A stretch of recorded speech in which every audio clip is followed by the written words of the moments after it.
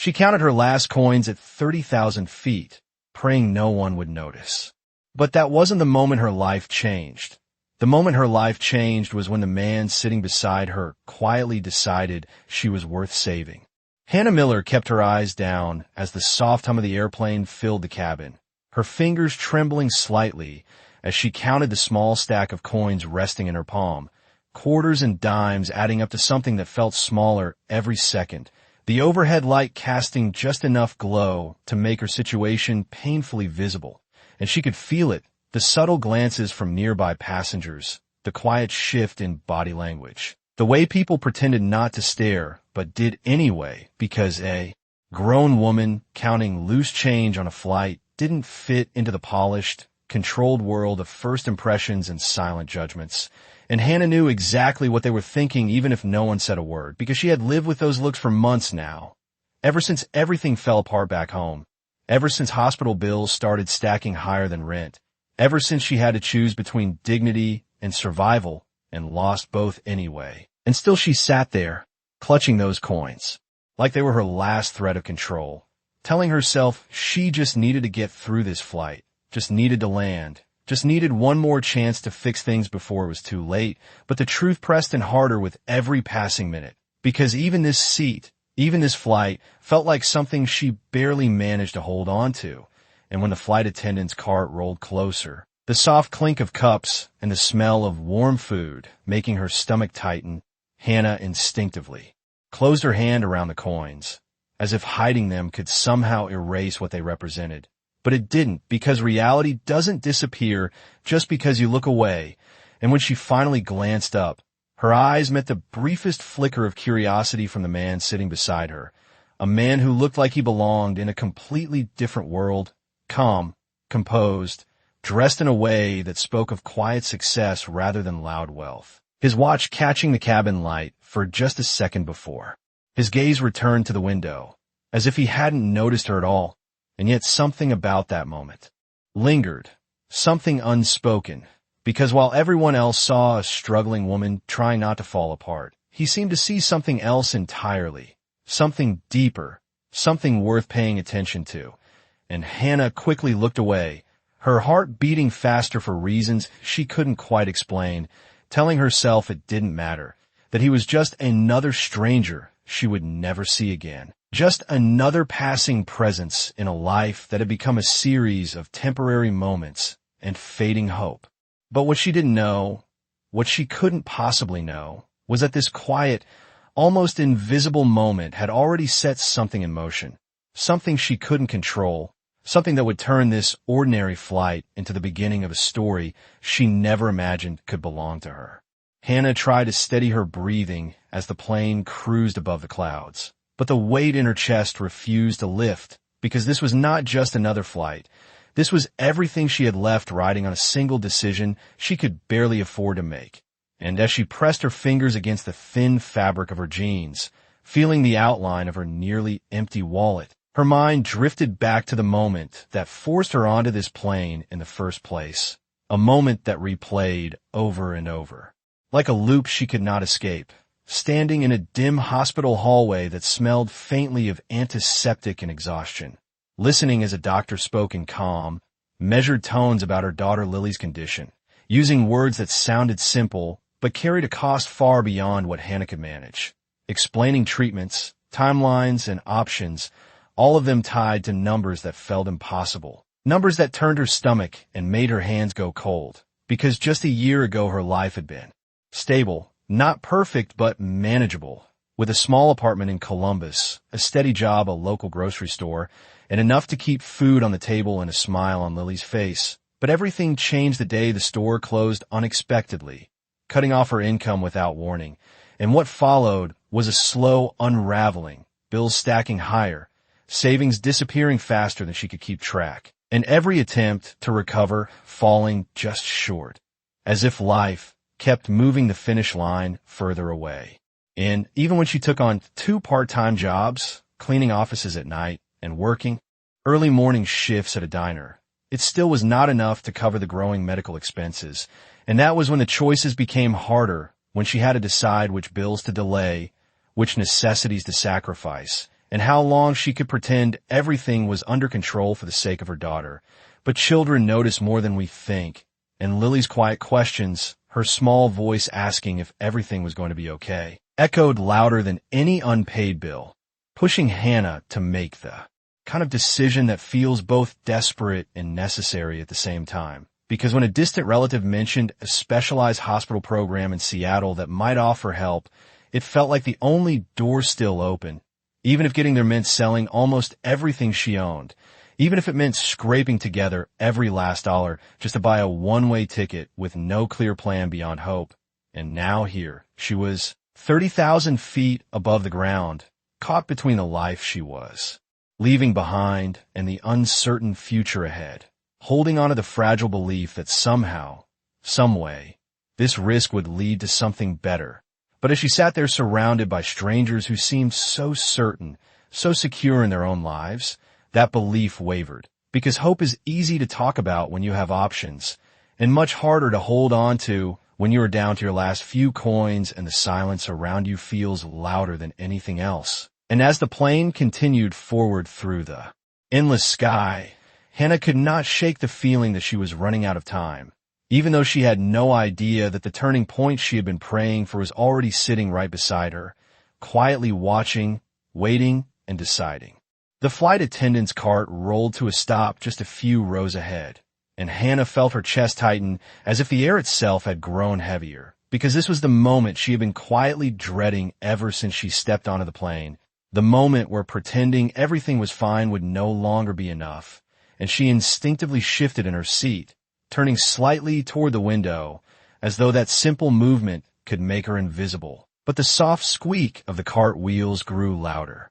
closer, unavoidable, and when it finally reached her row, the attendant offered a polite, practiced smile that did not quite reach her eyes, asking what she would like to purchase. And the word purchase landed harder than it should have, because it reminded Hannah of the truth she had been trying to hold together, that even something as small as a snack or a drink was now a decision she could not afford to make lightly. And for a brief second, she considered saying nothing at all, just shaking her head and letting the moment pass. But her stomach betrayed her with a quiet, unmistakable hunger that made the silence feel even more exposed, and she hesitated, her fingers brushing against the coins in her hand, doing the math again, even though she already knew the answer would not change. And when she finally spoke, her voice was soft, almost careful, asking how much a small bottle of water would cost. The attendant responded with a number that seemed simple to anyone else, but felt like a wall to Hannah, and she nodded slowly, as if buying time she did not have before opening her palm just enough to glance at the coins, the small metallic pieces that suddenly felt far too loud in the quiet space between them. And she could feel it again, the subtle shift in attention from nearby passengers, the kind that starts with curiosity and quickly turns into quiet judgment. And it was not that anyone said anything directly, it was the way they looked, the way their eyes lingered just a second too long, the way their expressions changed ever so slightly. And that was enough, because Hannah had learned that you do not need words to understand when you are being measured and found lacking. And her face grew warm as she carefully counted out what she had, placing the coins one by one in her other hand, hoping it would be enough, hoping she would not have to face the moment where it was not. But as she finished counting, the realization settled in with quiet certainty. She was still short, not by much, but enough to matter, and the silence stretched just a little too long as she looked up, her eyes meeting the attendant's again, this time without the safety of uncertainty. And in that moment, everything felt exposed, her situation, her struggle, her lack of options, all of it laid bare in a way she could not hide from. And she quickly pulled her hand back, forcing a small, apologetic smile as she said it was fine, that she did not need anything after all, trying to make it sound like a choice rather than a necessity. But even as the attendant nodded and moved on, the feeling did not leave, because moments like that stay with you. They settle in quietly and remind you exactly where you stand. And as Hannah turned her gaze back toward the window, blinking away the sting in her eyes, she could not shake the weight of it, the realization that she was running on less than empty, that every small decision carried consequences she could no longer avoid, And beside her, without saying a single word, Alexander Hayes had seen everything: the hesitation, the counting, the quiet withdrawal. And while the rest of the cabin moved on as if nothing had happened, something in his expression shifted almost imperceptibly, as if a decision had just been made, though Hannah remained unaware that this small, painful moment had changed far more than she realized. For a few quiet seconds after the flight attendant moved on, nothing seemed to change, the cabin returning to its steady rhythm of low conversation and distant engine noise. But inside Hannah, everything still felt unsettled, like the moment had left behind a trace she could not shake, and she kept her eyes fixed on the window, watching the endless stretch of clouds below, trying to convince herself that it did not matter, that no one would remember, that she could still get through the rest of the flight unnoticed. But then a calm voice broke the silence beside her, gentle and unhurried, asking, "Are you heading to Seattle for the first time?" And the question caught her off guard,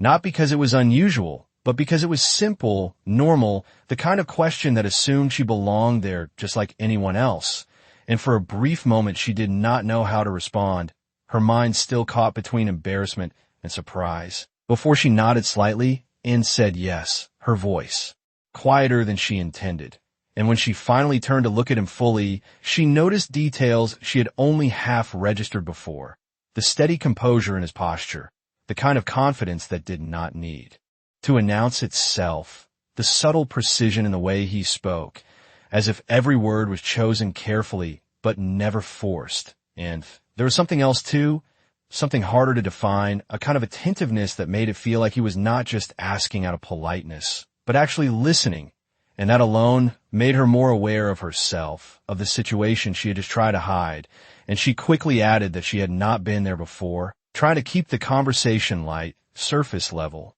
But he nodded as if he understood more than she had said, glancing briefly toward the tray table where her hand still rested near the coin she had not yet put away. And though he did not mention it, the awareness lingered between them, unspoken but present. And instead of addressing it directly, he shifted the conversation in a way that felt almost intentional,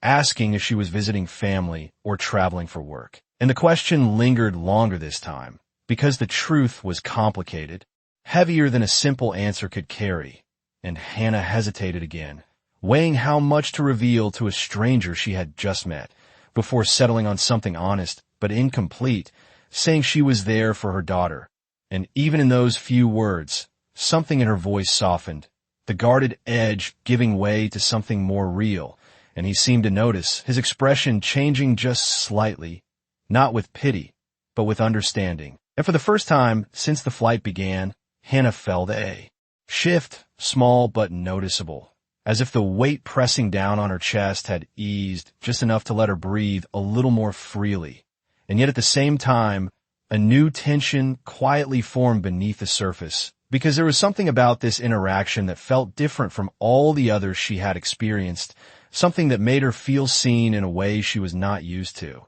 And as the conversation paused for just a moment, neither of them speaking, the hum of the plane filling the space again, Hannah could not help but feel that this was no longer just a random encounter between two strangers, even though she had no idea why. And beside her, Alexander Hayes leaned back slightly in his seat, his gaze steady but thoughtful, as if he had already begun to piece together a story she had only just started to reveal, and whatever conclusion he was reaching, he kept it to himself, at least for now. The quiet understanding between them did not last long, because just as Hannah began to feel a small sense of relief, the seatbelt sign suddenly lit up with a sharp chime, followed by the captain's voice announcing unexpected turbulence ahead, and within moments the plane shifted slightly, not enough to cause alarm for most passengers, but enough to make Hannah instinctively grip the armrest, her breath catching as the cabin subtly dipped and steadied again, and while others around her returned to their conversations with practiced indifference, the movement stirred something deeper in her, a fragile sense of control slipping just a little more. Because when everything in your life already feels uncertain, even small disruptions can feel overwhelming. And she closed her eyes briefly, trying to steady herself, reminding herself that this was normal, that planes do this all the time, but her thoughts refused to settle, instead drifting back to everything waiting for her on the ground. And that was when the second announcement came. Quieter, but far more unsettling for her personally, informing passengers that due to a system update, certain onboard purchases would require card payments only for the remainder of the flight. And though it seemed like a minor inconvenience to most, for Hannah it felt like the floor had just shifted beneath her, because even if she had managed to gather enough coins, they would not have mattered anymore, and the realization hit her harder than she expected, not because of the inconvenience itself, but because it reinforced a truth she had been trying to ignore, that she was operating in a world where even the smallest systems were not designed for someone in her position. And she swallowed quietly, her fingers tightening slightly against her lap as she tried to push the thought away, but it lingered, heavy and persistent, and beside her, Alexander had noticed the subtle change, the way her posture stiffened, the way her gaze dropped. Again, and though he said nothing immediately, his attention sharpened, as if each new detail confirmed something he had already begun to suspect. And just as the plane steadied and the seatbelt sign remained on, another situation unfolded that Hannah could not avoid because a flight attendant returned down the aisle, this time checking tickets and seating assignments due to a minor reshuffling request from another passenger. And when she reached their row, she paused, glancing at Hannah's boarding pass with a slight furrow in her brow, asking her to confirm her seat number. And though it was a routine check, the tone carried a hint of scrutiny that made Hannah's chest tighten again, and for a brief second, she fumbled, pulling out her crumpled boarding pass from her bag, her hands not quite steady as she handed it over, aware once again of how easily she could be singled out, questioned, or misunderstood, and the seconds stretched longer than they should have as the attendant examined the ticket. The surrounding passengers now more noticeably aware, their attention drawn by the pause, and Hannah felt that familiar wave of embarrassment rising again, stronger this time, because it was no longer just about coins or small purchases. It was about belonging, about whether she fit into this space at all. And just as she opened her mouth to explain, unsure of what she was even trying to justify, the attendant nodded and handed the ticket back with a polite but distant smile, saying everything was fine before moving on. And though the situation resolved quickly, the impact lingered, leaving Hannah sitting there with her heart still racing, her thoughts spiraling between relief and exhaustion, unaware that these back-to-back moments, the turbulence, the announcement, the brief questioning, had all been carefully observed by the man beside her, who now leaned slightly forward, his expression calm, but his eyes more focused than before, as if the situation had reached a point where simply watching was no longer enough, and whatever decision he had been quietly considering was now beginning to take shape. For a moment, nothing was said, and yet something had clearly changed because Alexander no longer leaned back like a passive observer, instead shifting slightly in his seat with a quiet sense of intention, his gaze moving briefly toward the aisle before returning to Hannah. And when he spoke again, his voice carried the same calm tone as before, but with a subtle firmness beneath it, asking if she had eaten anything before the flight. And the question caught her off guard once more, not because it was intrusive, but because it was direct in a way that felt almost disarming. And Hannah hesitated, instinctively wanting to deflect, to protect what little dignity she felt she had left, but something about his expression made it difficult to lie, so she simply shook her head, offering a small, almost apologetic smile as if to soften the truth, and for a brief second, silence followed, not awkward, but deliberate, as if he was choosing his next action carefully. And then, without making a scene, without drawing attention, Alexander reached forward, slightly, and pressed the call button above them, the soft chime barely noticeable amid the cabin noise. And when the flight attendant approached, he spoke with quiet confidence, ordering a meal and a bottle of water, his tone casual, as though it were the most ordinary thing in the world. And when the attendant confirmed, he added one simple detail, gesturing lightly toward Hannah's tray table, indicating that it was for her. And the moment was so subtle that it took Hannah a second to fully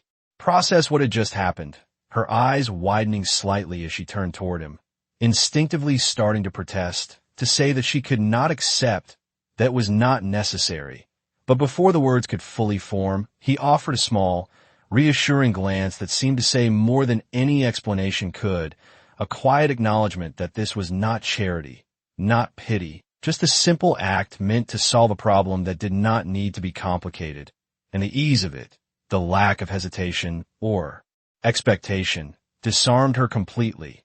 leaving her caught between gratitude and disbelief because she was not used to help that did not come with questions, conditions, or judgment. And as the attendant returned moments later with the items, placing them neatly on her tray, the normalcy of the interaction contrasted sharply with the weight it carried for Hannah, who now sat staring at the meal as if it were something far greater than it appeared, her hands still for a second before she finally whispered a quiet thank you, her voice softer than before but steadier, and Alexander simply nodded, not making a point of it, not lingering on the gesture, instead allowing the moment to pass naturally, as if it required no further attention. And yet beneath that simplicity, something deeper was unfolding, because this was no longer just observation or quiet curiosity. This was action, a line crossed from watching to intervening. And though it seemed small on the surface, it shifted the dynamic between them entirely, because now Hannah could not retreat into invisibility the way she had before, and as she carefully opened the meal, her movements slower, more deliberate, she felt something unfamiliar begin to take shape alongside her lingering uncertainty, a fragile sense of relief, of being seen and not dismissed, of existing in someone else's awareness without being reduced to a problem. And while she focused on the simple act of eating, trying to ground herself in the moment, Alexander remained composed beside her, his attention no longer searching but settled, as if the decision he had made was only the beginning of something he had already committed to seeing through, even if Hannah had no idea just how far that commitment might go. Hannah tried to focus on the meal in front of her, taking small, careful bites, as if eating too quickly might somehow break the fragile sense of stability she had just regained. But even as she did, she could feel it, the shift in the atmosphere around her, subtle but unmistakable, because acts of kindness do not happen in isolation. People notice, even when they pretend not to, and the same quiet attention that had followed her earlier now returned with a different tone, less judgmental, perhaps, but more curious, more alert, as if the narrative they had silently built about her no longer made complete sense. And Hannah kept her eyes lowered, not wanting to invite more attention, but her awareness sharpened when the flight attendant returned once again, this time pausing beside their row with a noticeably different demeanor, her posture more attentive, her smile more deliberate, and she addressed Alexander directly, thanking him for his continued loyalty as a frequent premium passenger, mentioning upgrades and service notes in a tone that carried a level of respect that was difficult to miss, and though the words themselves were simple, the implication landed instantly, not just with Hannah, but with anyone within earshot, because this was no longer just a well-dressed man offering help. This was someone who clearly operated at a different level, someone recognized, valued, and treated differently by the system itself. And Hannah felt a quiet realization settle in, one that made her glance at him again, this time with a slightly different perspective, noticing details she had overlooked before, the understated quality of his clothes, the confidence in the way he carried himself, the ease with which he interacted without ever needing to assert anything. And suddenly the earlier moments, the calm observation, the measured questions, the effortless decision to help, all began to align into something more defined, though still not fully clear. And when the attendant moved on, the space between them held a new kind of silence, not uncomfortable, but charged with unspoken understanding. And Hannah hesitated before speaking, her voice quieter but more direct than before, asking what he did for a living. And the question lingered for a second as Alexander turned slightly toward her, considering, as if deciding how much to reveal. And when he answered, his tone remained simple, almost understated, saying that he ran a company. Nothing more, nothing less. And for a moment that was all he offered, leaving the statement open, undefined, but something in the way he said it carried weight, enough that Hannah did not press further, even though her curiosity had grown, and instead she nodded slowly, absorbing the information without fully understanding its scope, because the truth was still just out of reach, still unfolding in layers she had not yet seen, and yet the effect was already taking hold, because the dynamic between them had shifted once again, not into imbalance, but into something more complex, where gratitude, curiosity, and a quiet sense of disbelief all existed at once. And as the plane continued its steady path toward Seattle, with the cabin lights dimming slightly and conversations softening around them, Hannah found herself no longer trying to disappear into the background, no longer shrinking into silence, but instead sitting a little more upright, a little more present, as if the simple act of being acknowledged, of being treated with quiet respect, had begun to restore something she had nearly lost, while beside her, Alexander Hayes remained composed, his expression calm, but his focus unwavering, because while others had just begun to notice who he might be, he had already moved beyond that, his attention fixed not on recognition, but on what would come next, as if the most important part of this story had yet to begin. The soft glow of the cabin lights dimmed further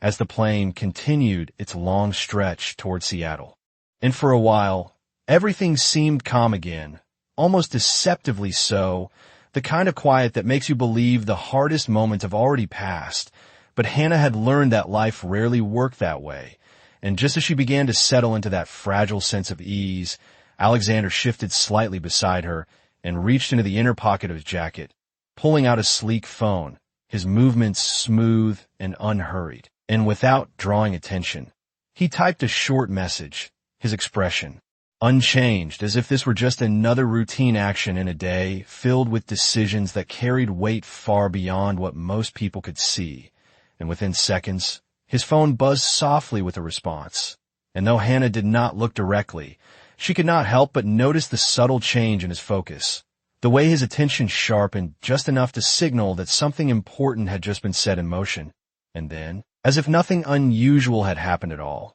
he turned back to her, his voice calm but carrying a new sense of direction, asking a simple question that felt anything but ordinary: which hospital are you going to in Seattle? And the question landed differently this time, because it was no longer just conversation, it was specific, intentional, and Hannah hesitated for a brief moment, her instincts telling her to be cautious, to not assume anything, but something about the way he asked, not intrusive, not forceful, just steady, made it difficult to hold back. And she answered quietly, giving the name of the hospital and adding a few details about her daughter's condition, her words coming out more easily than she expected, as if the wall she had built earlier was slowly beginning to lower without her fully realizing it.